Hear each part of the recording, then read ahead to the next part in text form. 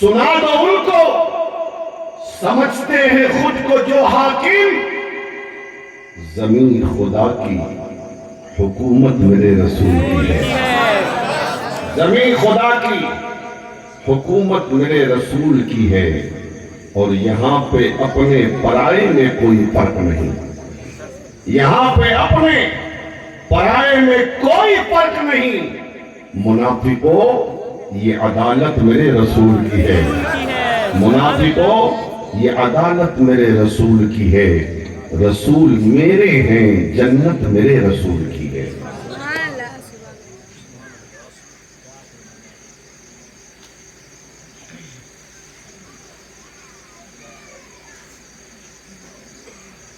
دنیا میں جتنی مخلوق آئی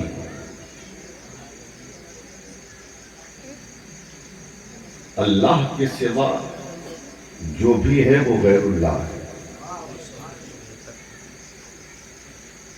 تو دنیا میں جتنی مخلوق آئی ہے سب کو دنیا سے جانا بھی ہے۔ انسان آیا ہے جانا پڑے، جنات آیا ہے جانا پڑے، دنیا کی کوئی بھی مخلوق ہو اس کو جانا ہے، وقت پورا ہوا چلا۔ انبیاء آئے وہ بھی گئے، رسولان اعظام آئے انہوں نے بھی دنیا کو چھوڑا۔ آدم علیہ السلام ہم سب کے باپ دنیا میں آئے وہ بھی دنیا سے گئے، نوح آئے وہ بھی دنیا سے گئے، شیس آئے وہ بھی دنیا سے گئے، زکریا آئے وہ بھی دنیا سے گئے، ابراہیم آئے وہ بھی دنیا سے گئے، اسماعیل آئے وہ بھی دنیا سے گئے، اسحاق آئے وہ بھی دنیا سے گئے، یعقوب آئے وہ بھی دنیا سے گئے، یوسف آئے وہ بھی دنیا سے گئے، موسیٰ آئے وہ بھی دنیا سے گئے، عیسیٰ آئے وہ بھی دنیا سے گئے،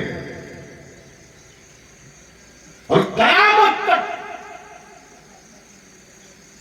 جتنے لوگ آئیں گے سب جائیں گے، لیکن موت میں فرق ہے، جانے میں فرق۔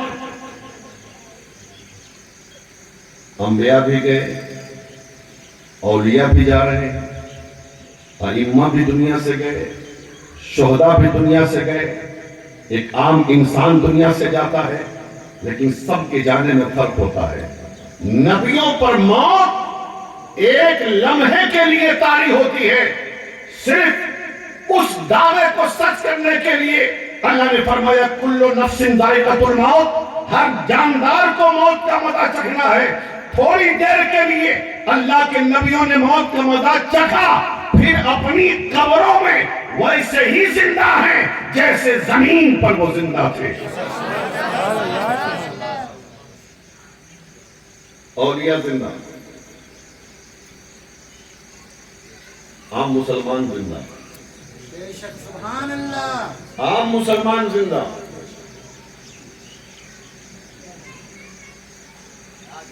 اگر زندہ نہ ہوتے تو پھر حضور کے اس فرمان کا کیا کہیں گے کہ حضور نے فرمایا جب قبرستان سے گزرا کرو تو قبر والوں کو سلام کرو، قبر والے تمہارے سلام کو سنتے بھی ہیں اور تمہارے سلام کا جواب دیتے بھی ہیں۔ اب یہ بتائیں طاقت بڑھی کس کی؟ آپ کی طاقت زیادہ کہ قبر والے کی؟ حضور نے یہ نہیں کہا جو نمازی ہوگا قبر میں وہ سنے گا، جو روزے دار ہوگا وہ سنے گا، جو حاجی ہوگا وہ سنے گا، جو نیک ہوگا وہ سنے گا۔ حضور نے مطلق فرمایا قبر والے تمہارے سلام کو سنتے ہیں، بلکہ آگے مصطفیٰ فرماتے ہیں جب کوئی پڑوسی، جب کوئی رشتہ دار قبرستان کے پاس سے گزرتا ہے تو قبر والا اس کو پہچانتا بھی ہے اور اس کے جوتوں کی آواز کو بھی سنتا ہے۔ اب سوچ لیجئے آپ کتنی دور تک دیکھ سکتے ہیں؟ اگر سامنے یہ پردہ ہے نا، پیچھے نظر آتا، کتنی دور کی سن سکتے ہیں؟ آپ کو خود پتا ہے، ایک حد ہے نا، لیکن ایک انسان قبر میں منو مٹی کے نیچے، لیکن وہ سن بھی رہا ہے، دیکھ بھی رہا ہے اور سن کے جواب بھی دے رہا ہے، تو زندہ تو آپ ہیں، آپ کو اس کا جواب سننا چاہیے۔ سنتے ہیں؟ آپ نے سلام کیا، مردہ سن لیا، اب مردے نے جواب دیا، آپ نے سنا، تو طاقت کس کی بڑی؟ آپ کی کہ قبر والے کی؟ آپ کی کہ قبر والے کی؟ یہ تو مسلمان کی بات ہے میاں۔ ابو جہل جیسا بدترین کافر بھی مرنے کے بعد سنتا ہے۔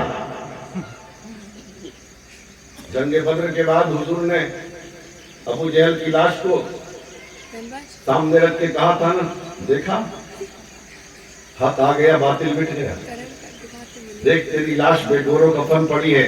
حضرت فاروق اعظم کہتے ہیں یا رسول اللہ، یہ تو مر گیا ہے، کٹ گیا ہے، اس کا وجود ختم ہو گیا، اور آپ اس سے ایسے بات کر رہے ہیں جیسے زندہ زندے سے بات کرتا ہے۔ تو حضور نے فرمایا قسم ہے اس رب کی جس نے مجھے نبی اور رسول بنا کے بھیجا ہے، عمر یہ تم سے زیادہ سن رہا ہے۔ اب بتاؤ، جب ابو جہل جیسا کافر مرنے کے بعد سنے، جب ایک بے نمازی مرنے کے بعد سن سکتا ہے، جب ایک بے روزے دار مرنے کے بعد قبر سے دیکھ سکتا ہے، سلام کا جواب دے سکتا ہے، تو بولو مدینے والے مصطفیٰ کیوں نہیں سنیں گے؟ تو ہم خیرہاں میں رہ کر سلام اس لیے پڑھتے ہیں کہ مصطفیٰ مدینے میں رہ کر ہمارے سلام کو سنتے ہیں۔ سبحان اللہ، سبحان اللہ۔ میرا نبی کل بھی زندہ تھا، آج بھی زندہ ہے، ہمیشہ زندہ رہے گا۔ اس لیے تو سرکار اعلیٰ حضرت نے کہا تھا تو زندہ ہے واللہ، تو زندہ ہے واللہ، میری چشم عالم سے چھپ جانے والے۔ نبی زندہ، تھوڑی دیر کے لیے موت آئی، پھر ویسے ہی زندگی ہے، سمجھ رہے ہیں؟ تھوڑی گفتگو اسی پہ ہو جائے مختصر طور پر۔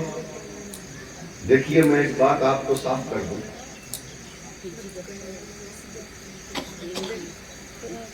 دنیا میں بے پڑھے لکھے مولانا بہت ہیں۔ دنیا میں بے پڑھے لکھے، پڑھائی لکھائی 22.5 نام محمد فاضل،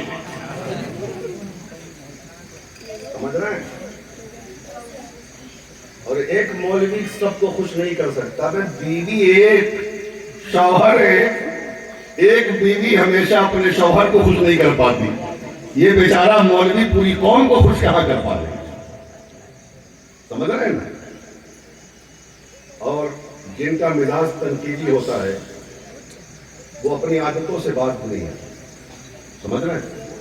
تقریر ایک فن ہے، گلشن میں پھول ہوتے ہیں، خوشبو الگ الگ ہوتی ہے، سمجھ رہے ہیں نا؟ اب بھائی جیسے مجھے تقریر کرنے آتا ہے نا، آپ کے 10 دن کے لیے میں سال بھر کا جلسہ بند نہیں کروا سکتا۔ میں صرف محرم میں تقریر نہیں کرتا، الحمدللہ پورے سال جلسہ پڑھتا ہوں، اللہ کا فضل ہے، سفری میں رہتا ہوں، اس لیے جو میرا انداز ہے اسی انداز سے تقریر ہوگی، جتنا مجھے معلوم ہے اسی معلومات کے اعتبار سے میں تقریر کروں گا۔ اب آپ کو کیا لگتا ہے وہ آپ جانیں، سمجھ رہے ہیں؟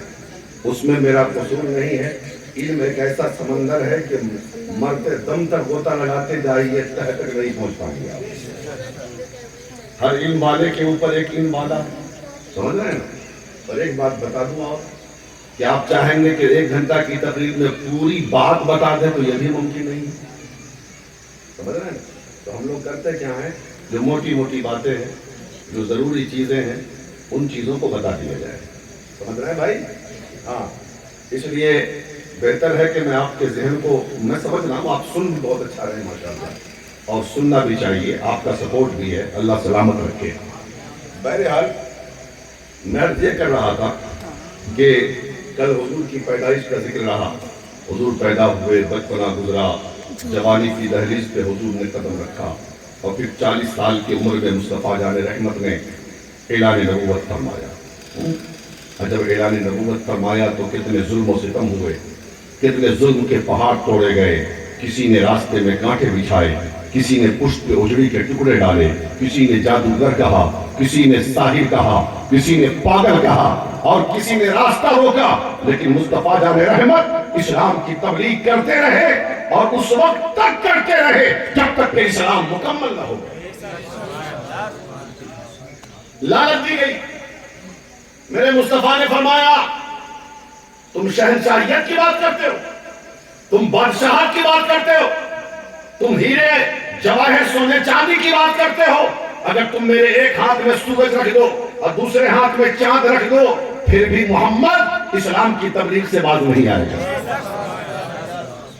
اور دنیا نے دیکھا کہ مکہ میں اتنے دشمن ہو گئے مصطفیٰ کے، اللہ نے فرمایا محبوب ہجرت کرو، جاؤ مدینہ۔ 53 سال کی عمر میں مصطفیٰ مکہ سے مدینہ چلے، مکہ سے مدینہ اللہ نے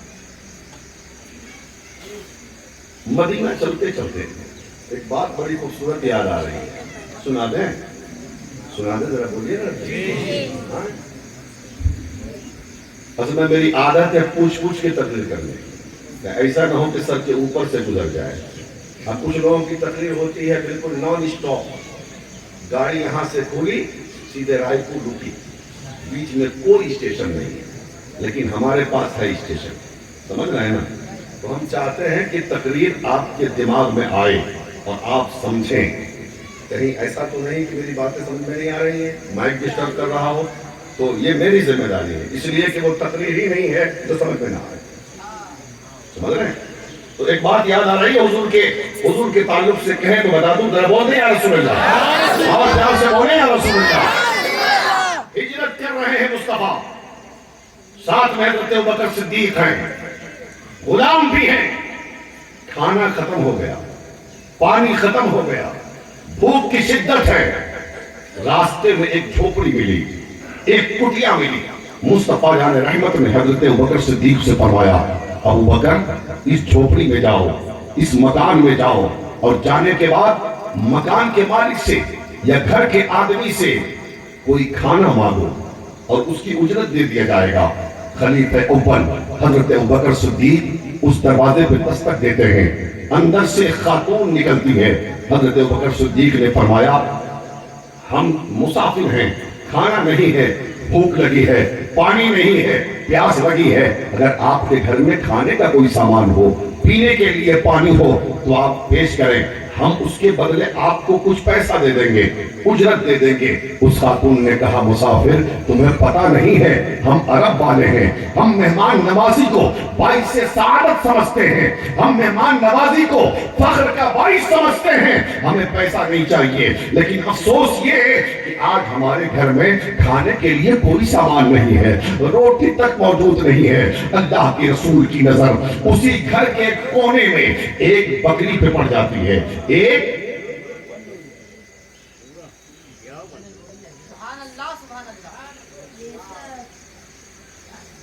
پریشانی یہ ہے کہ ایک آدمی یہاں آئے تو سب ادھر ہی دیکھتے ہیں کہ ہو کیا رہا۔ دقت اس بات سمجھ رہے ہیں؟ بڑے سنیے، حضور نے حضرت ابوبکر صدیق سے فرمایا ابوبکر وہ جو بکری بندھی ہے نا، ذرا پوچھو تو اگر اجازت دے دے تو اس بکری کا دودھ دو ہے، زور سے بولے، زور سے، اس بکری کا دودھ دو لے۔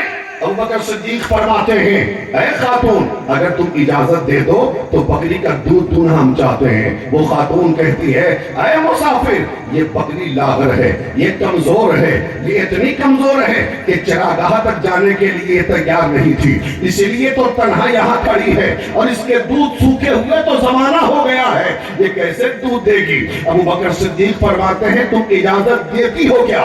تم اجازت دو تو اس کے بعد دیکھتے ہیں یہ دودھ دے گی کہ نہیں دے گی۔ اس خاتون نے کہا اے مسافر اگر تم چاہ رہے ہو اور تم کو لگتا ہے کہ یہ بکری دودھ دے سکتی ہے تو چلو ہماری طرف سے اجازت ہے۔ ابوبکر صدیق اس بکری کو کھول کر مصطفیٰ جان رحمت کی بارگاہ میں لائے ہیں۔ رسول اللہ نے اپنا دست شفقت اس بکری کے پشت پہ ڈالا ہے، اور جو ہی ڈالا ہے مصطفیٰ نے اپنا ہاتھ دیکھا دنیا نے کہ اس ہاتھ کے ڈالتے ہی رسول اللہ کے دست شفقت کے پڑتے ہی جو بکری کا تھن دودھ کے نہ رہنے کی وجہ سے سوکھا ہوا تھا وہ تھن دودھ سے بھر گیا، وہ تھن دودھ سے بھر گیا۔ مصطفیٰ جان رحمت فرماتے ہیں ابو بکر اب دودھ نکالو، دودھ نکالا گیا، اس عورت کے گھر کا ہر برتن دودھ سے بھر گیا۔ مصطفیٰ جان رحمت فرماتے ہیں ہم بھی پیئے، ابو بکر تم بھی پیو، غلام کو بھی پلاؤ، اس خاتون کو کہو وہ بھی پیئے، اس کا بیٹا ہے وہ بھی پیئے، سارے لوگ شکم سیر ہو کر دودھ پی رہے ہیں۔ اور اتنا دودھ نکلا، اتنا دودھ نکلا کہ سارا برتن دودھ سے بھر گیا، اس کے باوجود تھن میں دودھ بدستور باقی رہا، تھن میں دودھ بدستور باقی رہا۔ اللہ اللہ، حضور چلے گئے، حضور چلے گئے، بکری رہ گئی۔ شام کو اس عورت کا شوہر آیا، اس نے دیکھا کہ گلیاں مہک رہی ہیں،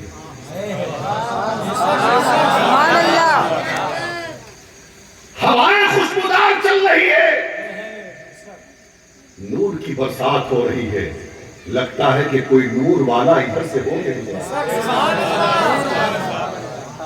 آیا بیوی سے کہا اے میری شریک زندگی یہ تو بتا کوئی آیا تھا کیا، کوئی آیا تھا کیا؟ کہا یہ کیسے بتاؤں، یہ آپ کو کیسے معلوم ہوا کہ کوئی آیا تھا کیا؟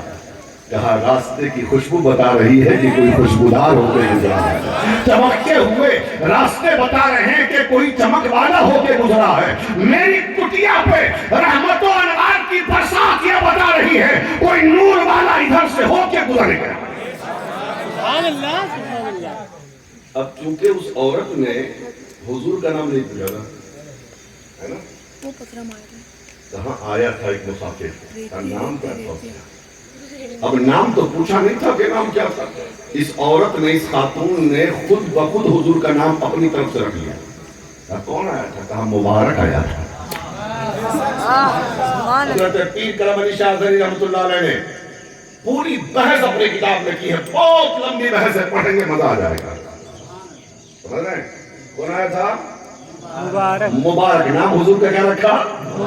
مبارک آیا تھا۔ اللہ اللہ، اچھا یہ بتاؤ کہ مبارک تھا کیسا، اس کا چہرہ کیسا تھا، اس کی زلفیں کیسی تھی، اس کا سراپا کیسا تھا، اس کا دست اقدس کیسا تھا، اس کا پائے مقدس کیسا تھا، اس کا حسن و جمال کیسا تھا، وہ بولتا تھا کیسا لگتا تھا، وہ خاموش ہوتا تھا تو کیسا لگتا تھا۔ ایک بڑی لمبی بحث جو اس عورت نے، اس خاتون نے، معبد نے حضور کے سراپا کو جو اپنی زبان میں نقشہ کھینچا ہے وہ بہت لمبا ہے، لیکن ان نقشوں میں جو ایک لفظ جو اس نے کہا ہے وہ فصاحت و بلاغت سے بھرپور ہے۔ وہ کہتی ہے کیا بتاؤں وہ کیسا تھا، کیا بتاؤں میاں وہ کیسا تھا۔ اللہ اللہ، اچھا یہ بتائیں، آپ دیکھتے ہوں گے کہ کوئی بہت خوبصورت دور سے نظر آتا ہو، دور سے کسی چیز کو دیکھیے تو بہت خوبصورت نظر آئے گا، اور پھر وہی قریب آ جائے، اس کے نقوش ظاہر ہو جائیں، وہ جب قریب آتا ہے تو اس کے حسن میں کمی ہو جاتی ہے، اس کی خوبصورتی میں کمی ہو جاتی ہے۔ وہ عورت کہتی ہے کیا بتاؤں ابو معبد، کیا بتاؤں وہ مسافر کتنا خوبصورت تھا، مبارک کتنا حسین و جمیل تھا، وہ دور سے بھی خوبصورت تھا اور قریب آیا تو اور حسین نظر آیا۔ اللہ اللہ اللہ۔ تو شوہر نے کہا سنو تم نے مجھے بلایا کیوں نہیں، جب تم بہت دور بکری چلا رہے تھے۔ کہا سنو اب میں بکریاں لے کر دور نہ جایا کروں گا، اب قریب میں ہی بکری چراؤں گا، جب کبھی پھر مبارک آئے نا مجھے ضرور بتا دینا، بلا لینا، میں بھی مبارک کو دیکھنا چاہتا ہوں، میں بھی مبارک کی زیارت کرنا چاہتا ہوں۔ اسی انتظار میں وقت آگے گزرتا گیا، لیکن حالات کیا بن رہے ہیں سن لیجئے۔ روز وہ بکری لے کے ابو معبد آتا، اپنے گھر میں بکریاں باندھتا، ہاتھ پیر منہ دھوتا، اب جب بیوی کھانا لگانے جاتی تو بیوی سے کہتا ارے کھانا بعد میں کھائیں گے، پہلے چٹائی بچھاؤ، تم بھی بیٹھو ہم بھی بیٹھتے ہیں، پہلے مبارک کی باتیں سناؤ، پہلے مبارک کی باتیں سناؤ۔ سنی الفاظ میں کہہ دیا جائے تو سن لو ہر روز معبد کے گھر میں مصطفیٰ کی میلاد پڑھی جائے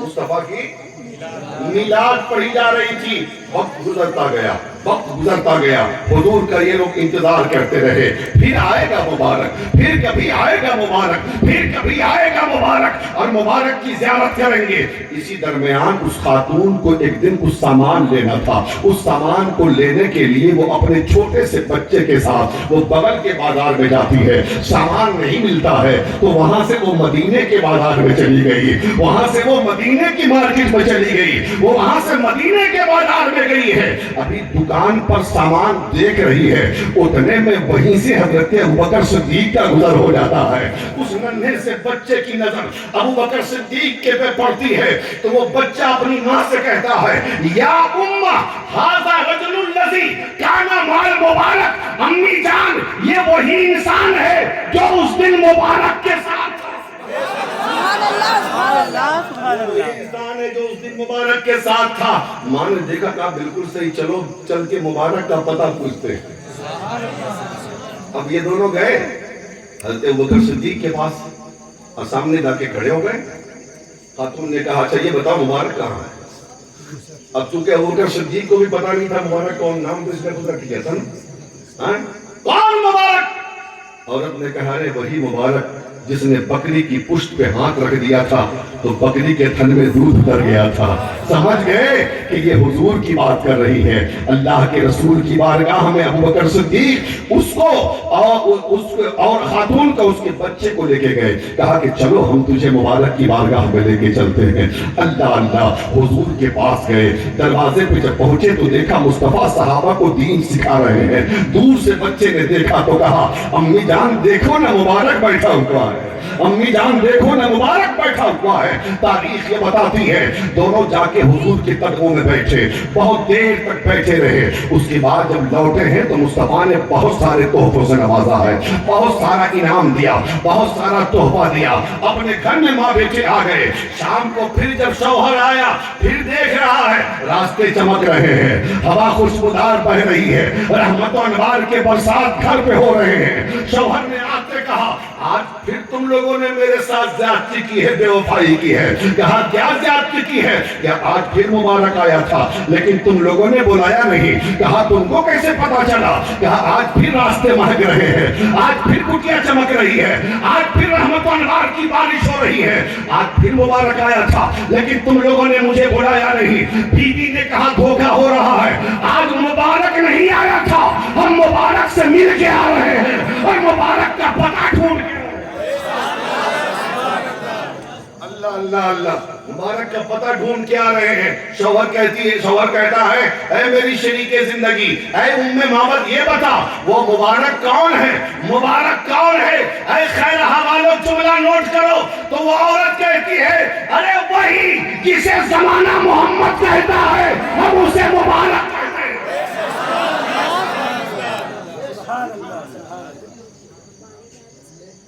بڑا بکراتی کرتے ہو, نعرہ تک یاد نہیں.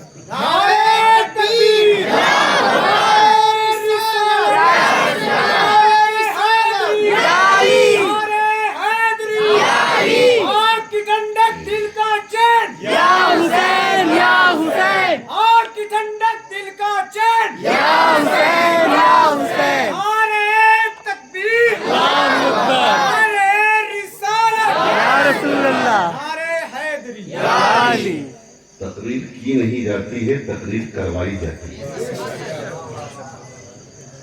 ہماری تقریر اچھی ہوگی کہ اچھی نہیں ہوگی یہ ذمہ داری سامعین کی ہے. سمجھ رہے ہیں؟ اب آپ جیسی تقریر کروا دیں, ہم ہر طرح کی تقریر کرنا جانتے ہیں. سمجھ رہے ہیں؟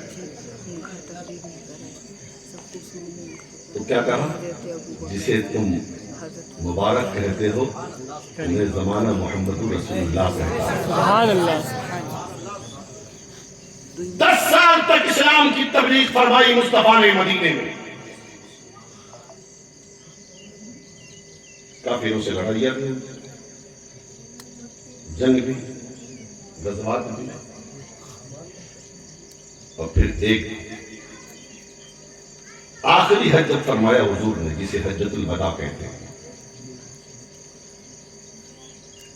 میدان عرفات میں سورہ اذا جاء کا نزول ہوا. حضور سمجھ گئے کہ یہ میرا آخری حج ہے. اور آخری خطبے میں مصطفیٰ علیہ رحمت نے اشارہ دے دیا تھا کہ ہو سکتا ہے میں اب تم لوگوں کے ساتھ حج نہ کر سکوں. اور جب یہ آیت نازل ہوئی نا تو یقین ہو گیا. اور حضور نے اسی خطبے میں فرمایا کہ میں تم لوگوں کے درمیان دو بھاری چیزیں چھوڑ کے جا رہا ہوں.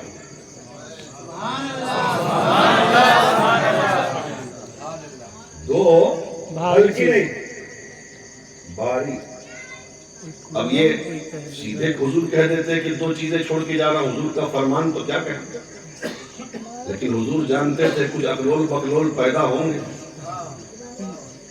ہے نا. اس لیے حضور نے دو بھاری کہا، دو بھاری چیز. ایک تو قرآن، سبحان اللہ، قرآن، سبحان اللہ، اور ایک اہل بیت. سبحان اللہ.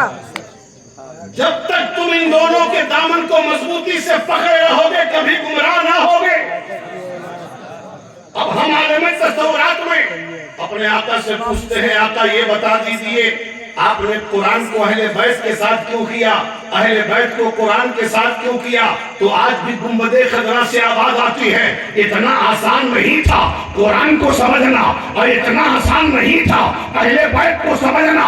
ساتھ اس لیے کیا نہ کبھی قرآن اہل بیت سے جدا ہو سکتا ہے، نہ اہل بیت قرآن سے جدا ہو سکتا ہے. اور سن لو، اگر تمہیں قرآن سمجھنا ہے تو اہل بیت سے سمجھنا ہوگا، اہل بیت کا مقام سمجھنا ہے تو قرآن سے سمجھنا ہوگا، قرآن سے سمجھنا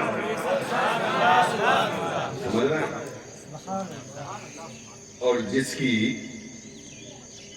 دلیل کربلا، کٹا ہوا سر نیزے پہ چڑھ کے قرآن پڑھا،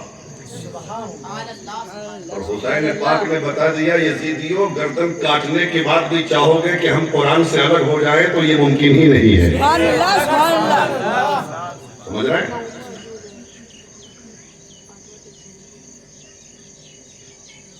مختصر یہ واپس آنے کے بعد حضور بیمار پڑ گئے. یہ بیماری درد سر سے شروع، درد سر سے شروع. روایتوں میں آتا ہے 22 صفر یا 23 صفر جو بھی کہیے، بیماری وہ شروع ہوتی ہے اور مرض بڑھتا گیا جھجھتا. جب تک طاقت رہی حضور مسجد میں جا کر نماز پڑھتے ہیں. ہر اذان کے بعد حضرت بلال آتے، حجرے کے باہر کھڑے ہو کے کہتے، یا رسول اللہ الصلاۃ حاضرہ، یا آقا نماز کا وقت ہو گیا. 3 بار کہتے، جواب ملتا تو ٹھیک اور نہیں تو پھر چلے جاتے. اور جب اس لائق نہ رہے، نقاہت زیادہ بڑھی، کمزوری زیادہ بڑھی، تو حضور نے فرمایا ابوبکر صدیق سے کہو نماز پڑھائے. حضرت عائشہ صدیقہ کہتی یا رسول اللہ وہ نرم دل ہے، وہ اس چیز کو برداشت نہیں کر پائیں گے کہ آپ کی جگہ کھڑے ہو کے نماز پڑھائیں. حضور نے فرمایا دوسری بار حکم دیا. پھر حضرت عائشہ نے یہی کہا، تیسری بار حکم دیا. تاریخ میں یہی ہے، کتابوں میں یہی ہے کہ حضور کے حیات ظاہری میں 17 وقت کی نماز ابوبکر صدیق نے صحابہ کو پڑھائی.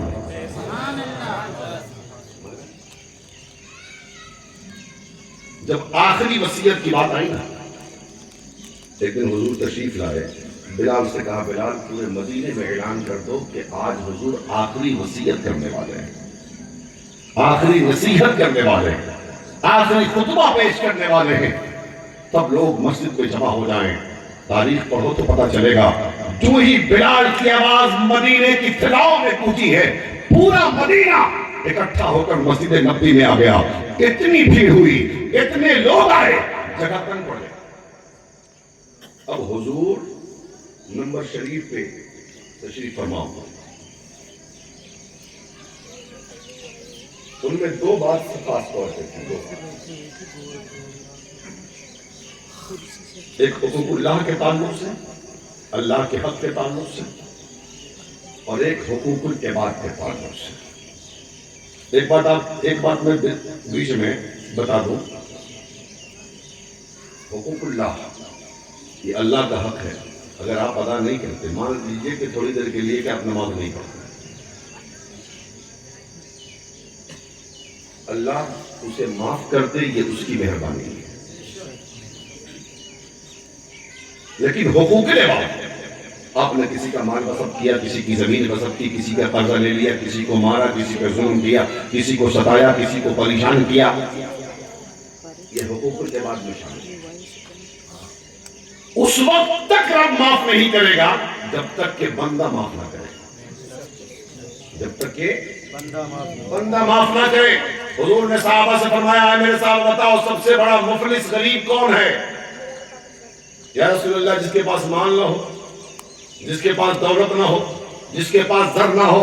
آقا فرماتے نہیں، سب سے بڑا مفلس وہ شخص ہے جو میدان محشر میں اس حال میں آئے کہ اس کے پاس نماز بھی ہو، اس کے پاس روزہ بھی ہو، اس کے پاس حج بھی ہو، اس کے پاس زکات بھی ہو، اس کے پاس اعمال صالحہ بھی ہو، لیکن ساتھ ہی ساتھ وہ اس حال میں میدان محشر میں آیا ہو کہ اس نے کسی کو گالی دیا ہو، اس نے کسی پر ہاتھ اٹھایا ہو، اس نے کسی پر ظلم کیا ہو، اس نے کسی کا مال غصب کیا ہو، اس نے کسی کو زبان سے تکلیف دی ہو، اس نے کسی کو ہاتھ سے تکلیف دی ہو، اس نے کسی کی حق ماری کی ہو. اس حال میں آیا ہے تو اللہ تعالیٰ اس کی نیکیوں سے، اس کی نماز سے، اس کے روزے سے، اس کے حج سے، اس کی زکات سے نیکیاں ان لوگوں کو دے گا جن لوگوں کو اس نے ستایا تھا. اور نیکیاں جب ختم ہو جائیں گی نا تو ان لوگوں کے گناہ بھی اس کے نام اعمال میں ڈال دیا جائے گا. اب بتاؤ کچھ بچا؟ ختم کہانی ہوگی. حضور نے فرمایا سب سے بڑا مفلس وہ ہے. اس لیے حقوق، اور جو تکلیفیں آتی ہیں نا، جو عذاب اللہ کا آتا ہے، یہ حقوق العباد کی وجہ سے آتا ہے. اس لیے مت ستانا کسی کو، مت ظلم کرنا کسی پر، مت گالیاں دینا کسی کو، مت کسی کو پریشان کرنا. اگر کوئی تکلیف پہنچائے تو صبر کر لینا، معاملہ اپنے رب پہ چھوڑ دینا. انہیں آخری وصیت میں ایک وصیت یہ تھی، اللہ دیکھ لیجئے، دو جہاں کی دولتیں ہیں جن کے خالی ہاتھ میں. آخری وصیت میں ایک بات یہ بھی تھی کہ اگر کسی پر اسلام کا کوئی قرض ہے تو وہ ادا کرتا، آر محسوس نہ کرے. ایک صاحب کھڑے ہوئے، یا رسول اللہ میں نے مال غنیمت میں خیانت کی ہے، 3 درہم میں نے لیا تھا، یا رسول اللہ میں لوٹانا چاہتا ہوں. حضور نے حضرت کے فضل سے فرمایا کہ 3 درہم لے کر بیت المال میں ڈال دو. پھر حضور کا ایک اعلان اور آیا کہ میرے اوپر کسی کا کوئی قرض ہے تو وہ مجھ سے بھی لے سکتا ہے. پوری دنیا کو نعمتیں بانٹنے والے آج طالب امت کے لیے کتنا بڑا اعلان کر رہے ہیں. ہے سینے میں دل، بہت سننے کا من ہے نا، سینے میں دل ہے تو سنو. مصطفیٰ جان رحمت کہتے ہیں میرے اوپر کسی کا قرض ہے، جانی قرض ہو، مالی قرض ہو، تو وہ مجھ سے لے سکتا ہے، بخوشی مجھ سے لے سکتا ہے. سبحان اللہ. سبحان اللہ. نعرہ تکبیر، اللہ خیر. نعرہ تکبیر، اللہ